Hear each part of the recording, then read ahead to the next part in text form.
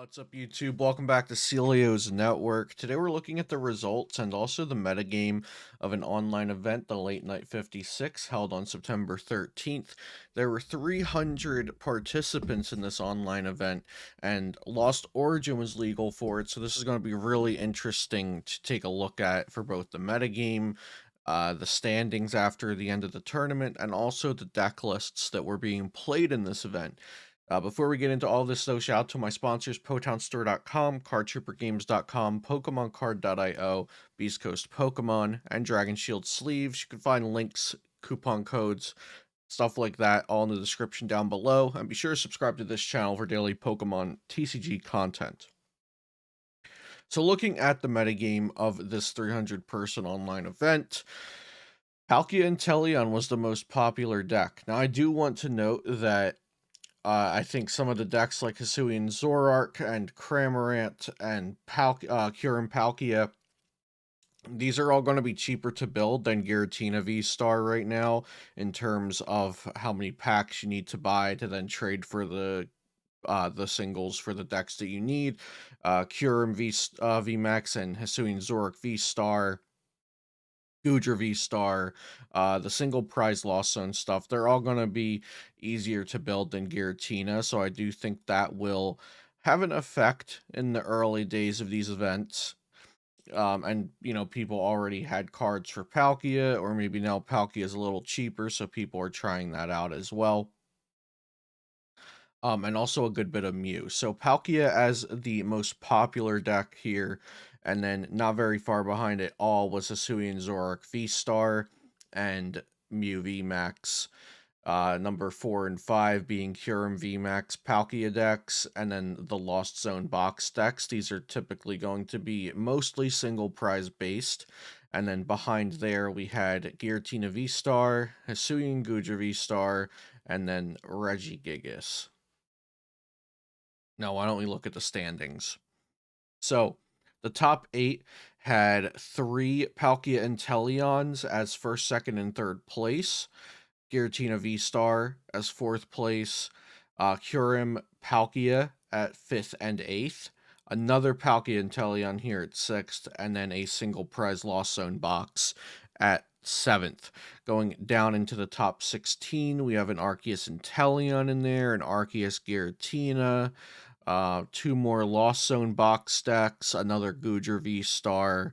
Actually, no, that's the first Goodra V-Star, my bad, but the first Kyurem VMAX, a Mew VMAX, and also a Rapid Strike Malamar.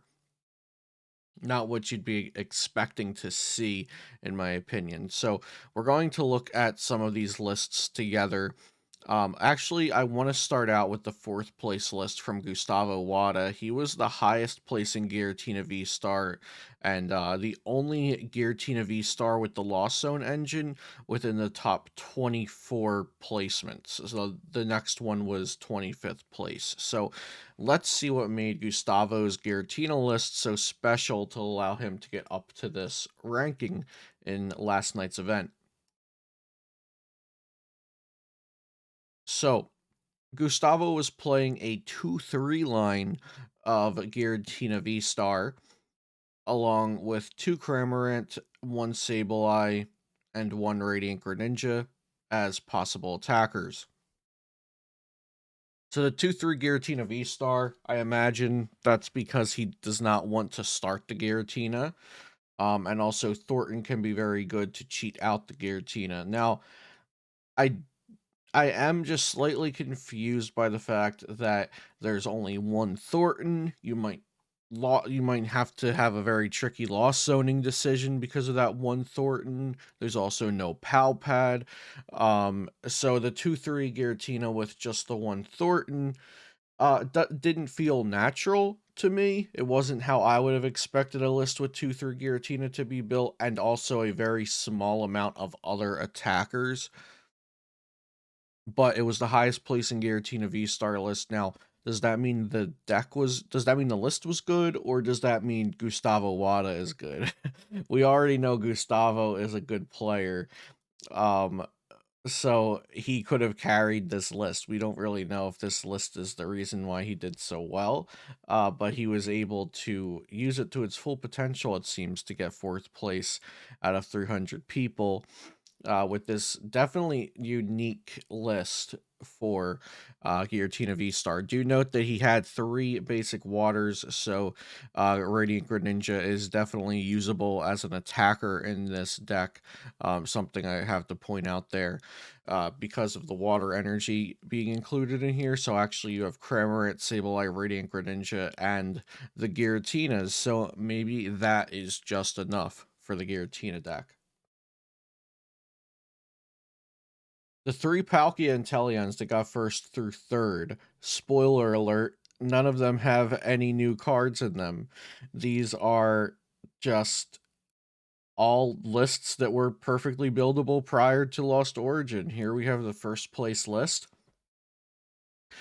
Playing one capture energy, no crab and abominable, but they do have the quick shooting Inteleon. And they are playing 3 Battle VIP Pass, only 3 Irida. They are choosing to play 2 Marnie for some extra disruption, as well as the Roxanne.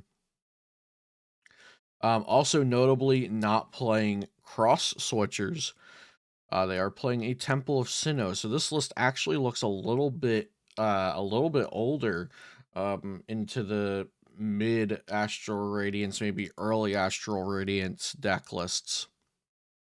Here we have one that looks a little bit more familiar with 4 Irida, 4 Battle VIP Pass, 4 Cross Switcher.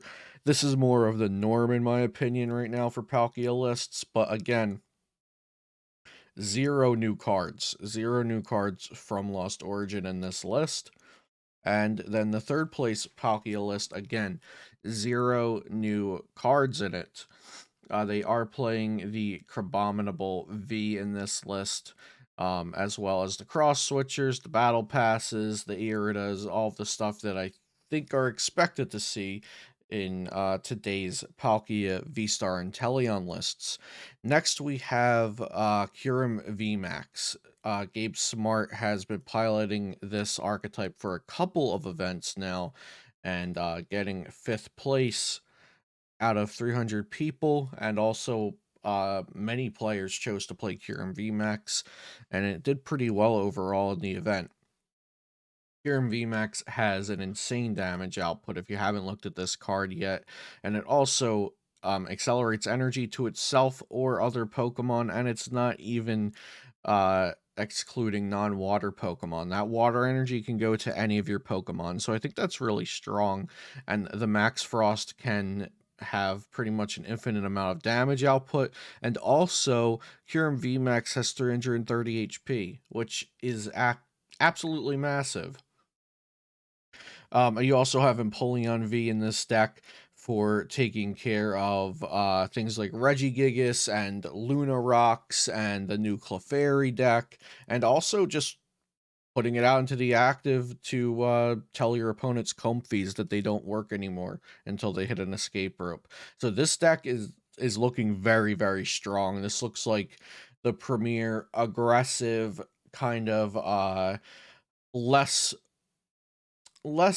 convoluted new strong deck out of Lost Origin. I'd say that the Lost Zone stuff is going to take a while to really see how exactly we should build it, what works. Do we want heavier Giratina lines? Do we want to focus on the Cramorants and the Sableyes?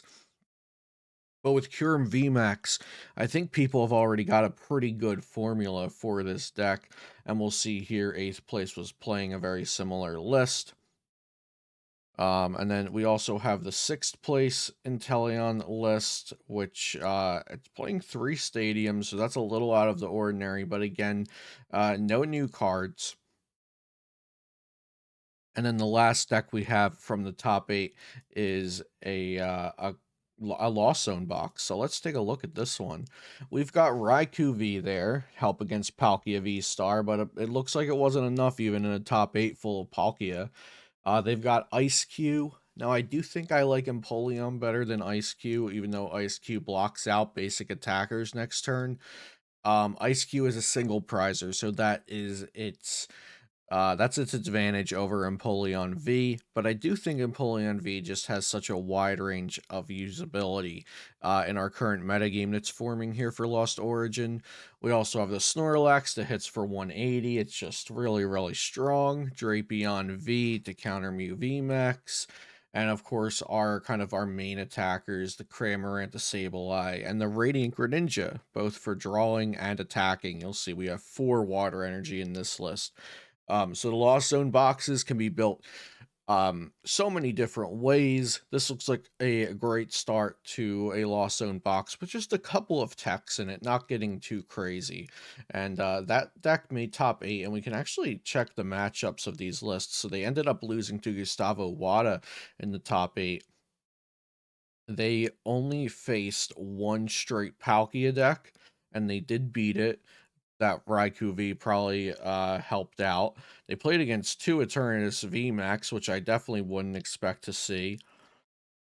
A nice spread of decks, and really lacking in hitting the Palkias there towards the end, though. Going down into the top 16, we do have an Arceus Inteleon deck using Radiant Gardevoir for some extra tanking capabilities, taking 20 less damage from all of your opponent's Pokemon V.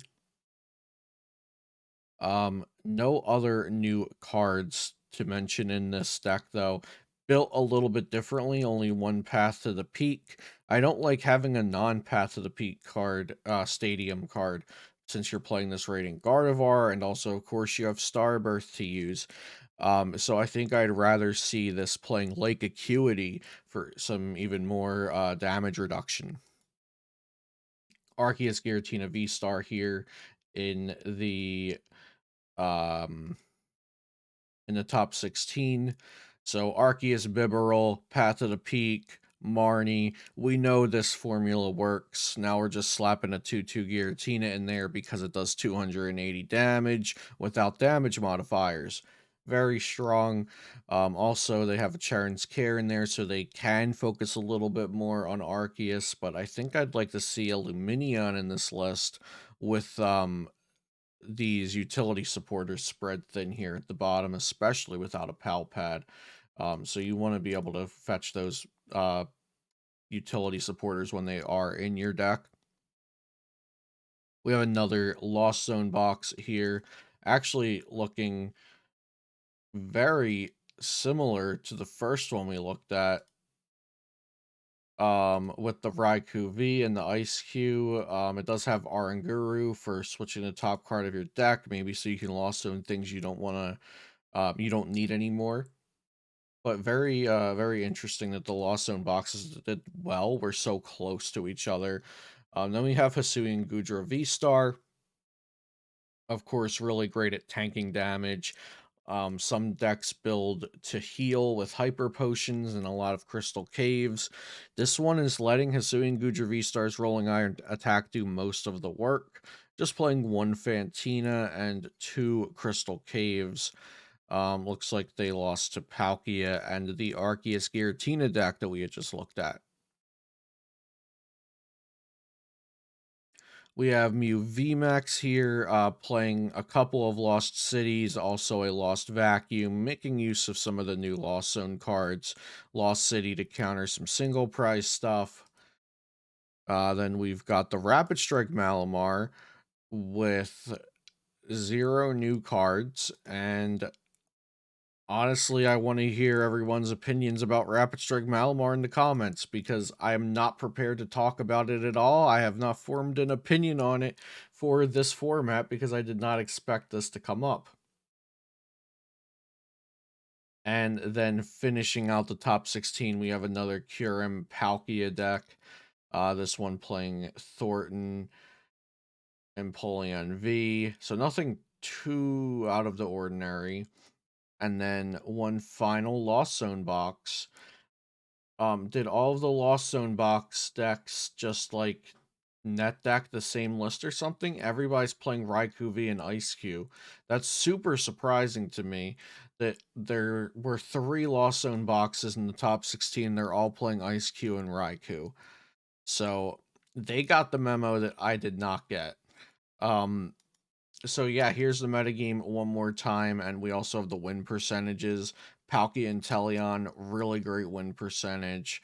Down here a little bit more, only 6 Arceus and Teleon, but they had a good win percentage. And then Cure and Palkia, not bad. Lost Zone Box, at least over 50%. So let me know what y'all think in the comments down below. You can find this tournament, the results, and many more tournaments like it at play.limitlesstcg.com. And you can find all these deck lists and everything on there as well. Thank you guys so much for watching today. Have a great day, and I'll see you next time here on Celio's Network.